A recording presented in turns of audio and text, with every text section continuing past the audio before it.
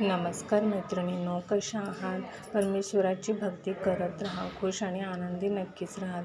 मैत्रिणींनो, आपल्या सगळ्यांना ना लक्ष्मीचा स्थायी निवास आपल्या घरात असावा अशी प्रत्येकाची इच्छा असते. त्यानुसार आपण प्रयत्न पण करत असतो आणि करायलाही हवा.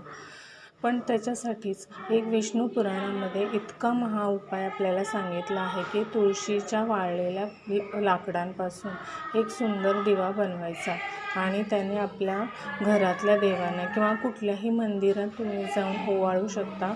नसेल जवळ मंदिर तर आपल्या घरातल्या देवांना ओवाळा. ह्याच्यामुळे इतके अप्रतिम लाभ आपल्याला मिळतात. लक्ष्मीचा स्थायी निवास आपल्या घरात होतो. घरातली इडापिडा बाहेर जाते. तर आपल्या मुलांना काही नजरबाधा असेल ती दूर होते. त्याचप्रमाणे आपल्या घरात आनंदाचे, सुखसमृद्धीचे वातावरण तयार होते. खूप सारे फायदे ह्याच्यामध्ये आहेत. तर आपल्याला काय करायचं आहे की तुळशीच्या वाळलेल्या काड्या अशा छोट्या छोट्या माचीसच्या आकाराच्या 11 काढून घ्यायच्या आणि त्याला लाल कलाव्याने आपण त्याला बांधायचं.